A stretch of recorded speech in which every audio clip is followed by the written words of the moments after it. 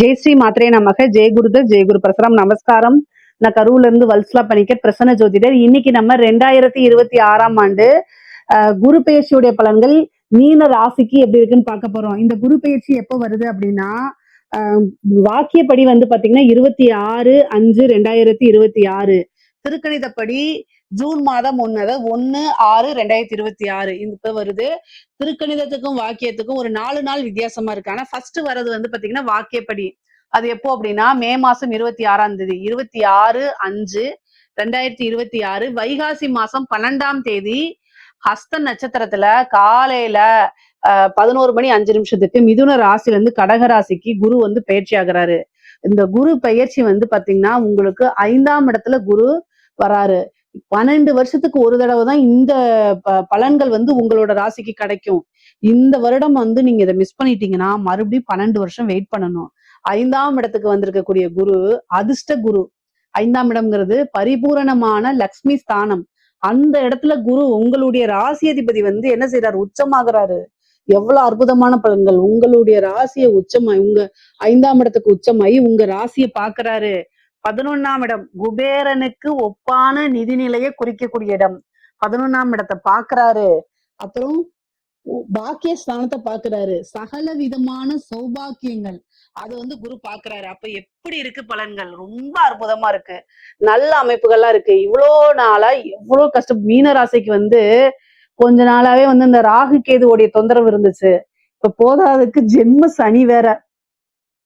ரொம்ப கடுமையான ஒரு 2 வருஷம் 3 வருஷம் ரொம்பவே அடுத்தடுத்து கொஞ்சம் பிரச்சனைகளை சமாளிச்சிருப்பீங்க.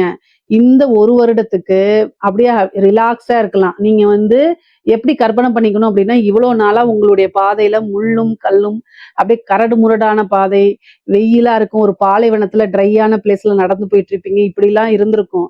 ஆனா இப்போ வந்து அப்படியே ஒரு இதமான காற்று, ஒரு பூஞ்சோலையில இருக்கிற மாதிரி, அந்த இடத்துல பழங்கள் நீரோடைகள்லாம் இருந்தா எப்படி இருக்கும் கற்பனை பண்ணிக்கோங்க. அது மாதிரி உங்களோட லைஃப் அப்படியே மாறப்போகுது. ஏன் அப்படின்னா ஐந்துல இருக்கக்கூடிய குரு உங்களுடைய ராசியை பார்க்கும்போது சனியுடைய பார்வை கட்டாயம் மாறிடும். அப்ப சனி ஜென்ம சனி வேலை செய்யாது. சனிக்கு ரெஸ்ட். இந்த 1 இயர் வந்து பாத்தீங்கன்னா 7ரை சனி அப்படிங்கிறதுலயும் ஜென்ம சனிங்கிறதுல இருந்தும் உங்களுக்கு விடுதலை. அப்ப சனியோடைய பாதிப்புகள் ரொம்ப குறைவு, பாதிப்புகளே இருக்காது. குருவோடைய ஆதிக்கம் தான் அதிகமாக இருக்கும். அப்போ உங்களுக்கு எல்லா விஷயங்களுமே நன்மைகள் தான். சரி, 5ல வந்திருக்கக்கூடிய குரு என்ன செய்வாரு அப்படின்னா, ஃபர்ஸ்ட் காசு பணம் வருமானம்ங்கிறது வரும். நீங்க என்ன விஷயங்கள் எல்லாம் வருமானத்துக்காக செஞ்சிருக்கீங்களோ அது எல்லாமே உங்களுக்கு சக்சஸா மாறப்போகுது. காசு பணம் எப்படி வரும் அப்படின்னா, குரு இருக்கிறதே லக்ஷ்மி ஸ்தானத்துலதான். லக்ஷ்மி யாரு? காசு பணத்துக்கு அதிபதியா இருக்கக்கூடியவங்க.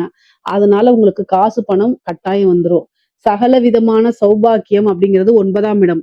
9ஆம் இடத்தை குரு பாக்குறாரு. 11ஆம் இடம் குபேரனுக்கு ஒப்பான நிதிநிலையை குறிக்கக்கூடியது. தொழில் மூலியமா நல்ல லாபம் கிடைக்க போகுதுங்க. நிரந்தரமான வருமானம்ங்கிறது உறுதியாக உண்டு. இந்த காலகட்டத்துல நான் ஸ்டார்ட் பண்ணலாமான்னா தாராளமா தொழில் ஸ்டார்ட் பண்ணலாம். உங்களுடைய ஜாதக ரீதியா நீங்க என்ன பண்ணணும் அப்படின்னா, 10ஆம் அதிபதி தொழில்காரகன், 10ஆம் அதிபதி 10ஆம் இடம், இது எல்லாமே பார்த்துட்டு இப்ப என்ன திசாபுத்தி போகுது அப்படிங்கறதெல்லாம் பார்க்கணும்.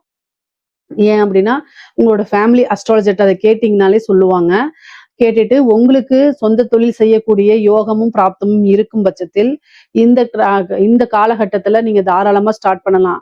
ஏன்னா 11ஆம் இடத்தை குரு பாக்குது. லாபஸ்தானத்தை குரு பார்க்கும் போதும் சரி, ஐஸ்வர்ய ஸ்தானத்துல குரு இருக்கும் போதும் சரி, ஒரு விஷயத்த ஸ்டார்ட் பண்ணா அது நமக்கு நன்மைகளாகவும் அதிர்ஷ்டமாவும் மாறும். அப்ப இந்த காலகட்டத்துல ஆரம்பிக்கக்கூடிய ஒரு தொழில் உங்களோட வாழ்க்கையில கடைசி வரைக்கும் இருக்கும். நல்ல லாபகரமாகவும் இருக்கும், வளர்ச்சியாகவும் இருக்கும், அதிர்ஷ்டமாகவும் இருக்கும். அப்ப நீங்க தாராளமா ஸ்டார்ட் பண்ணலாம்.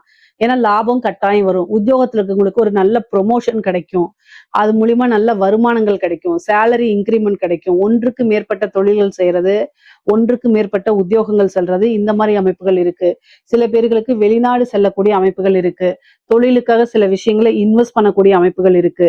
ஒரு சிலருக்கு உத்தியோகத்தை மாற்றக்கூடிய அமைப்பு, வேற பக்கம் போய் வேலை பார்க்கறது, சொந்த ஊருக்கே போய் வேலை பார்க்கறது, வெளிநாடுகளுக்கு போய் வேலை பார்க்கக்கூடிய அமைப்புகள்லாம் இருக்கு. இடமாற்றம் அப்படிங்கிறது உறுதியாக இருக்கு. வீடோ அல்லது தொழிலோ மாத்தக்கூடிய அமைப்பு.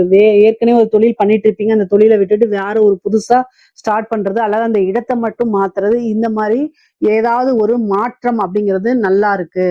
நன்மைகளை கொடுக்கக்கூடிய மாற்றங்கள் தான் உங்களோட வாழ்க்கையில வரப்போகுது. உயர்வான நிலையும் உறுதியாக உங்களோட வாழ்க்கையில உண்டு. பல அற்புதமான நிகழ்வுகள் தான் உங்களுக்கு நடக்க போகுது. ஐஸ்வர்ய பிராப்தம் இருக்கு. குலதெய்வத்துடைய அனுகிரகம் பரிபூரணமாக வரக்கூடிய அமைப்பு.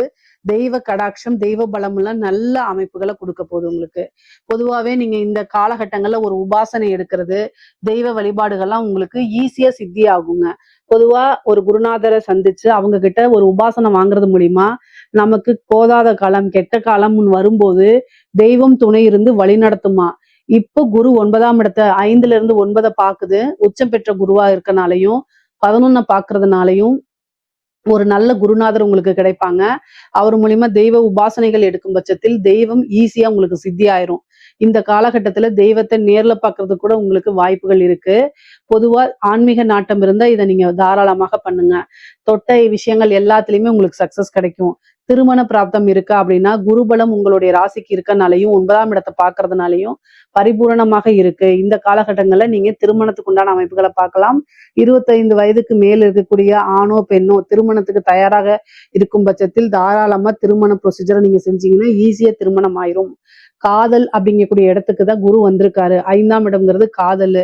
சோ காதல்ல வெற்றி கிடைக்கிறது, காதல்கள்ல சேரக்கூடிய அமைப்பு, காதல் ஒரு கல்யாணத்துக்கு போய் முடியறது, அது பெற்றோர்களுடைய ஆசீர்வாதத்து மூலியமா முடியறது, விரும்பினவரையே மனம் முடிக்கக்கூடிய அமைப்புகள்லாம் இந்த காலகட்டங்கள்ல உண்டு.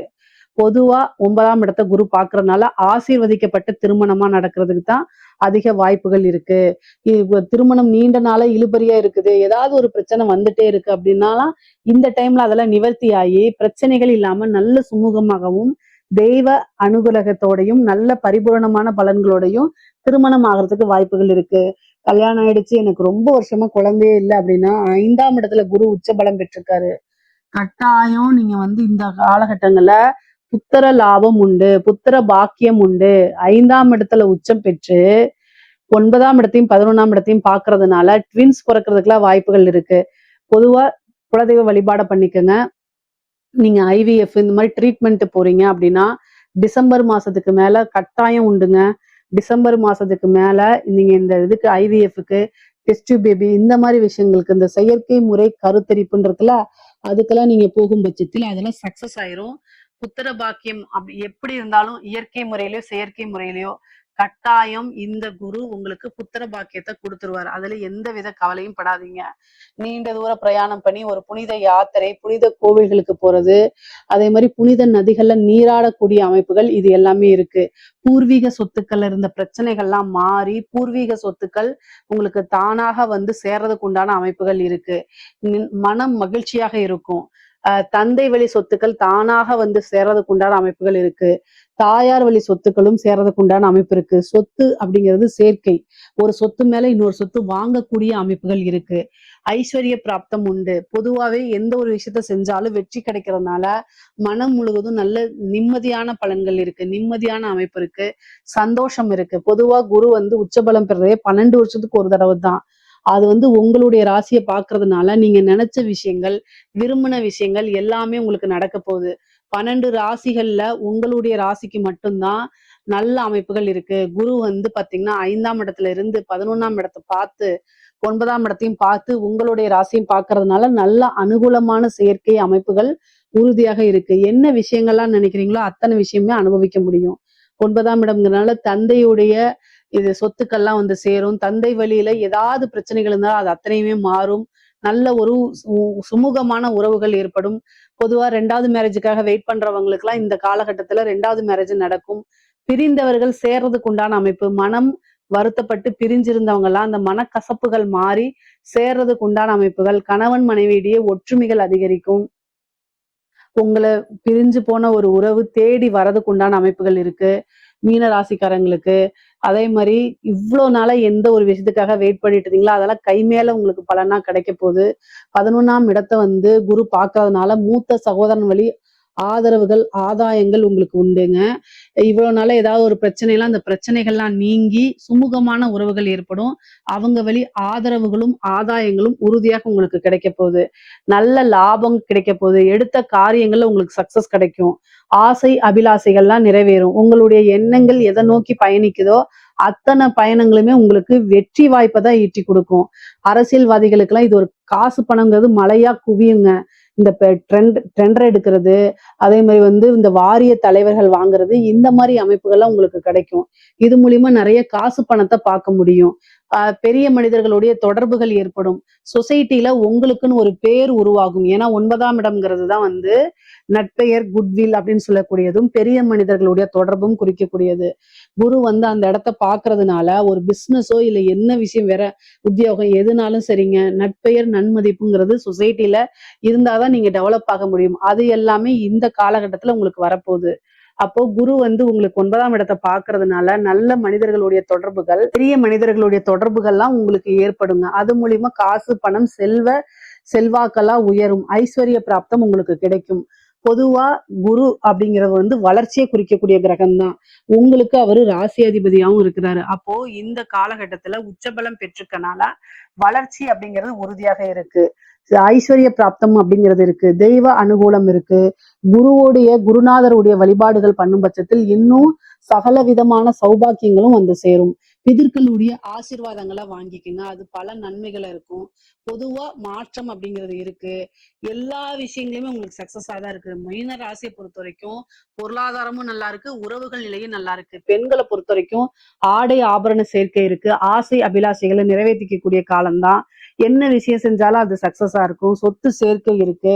புதுசா ஒரு விஷயத்த ஸ்டார்ட் பண்ணி அதுல மேலுக்கு வர்றது, லாபங்களை சம்பாதிக்கிறது, காசு பணத்தை அள்ளுறது, இந்த மாதிரி விஷயங்கள் நடக்கும்.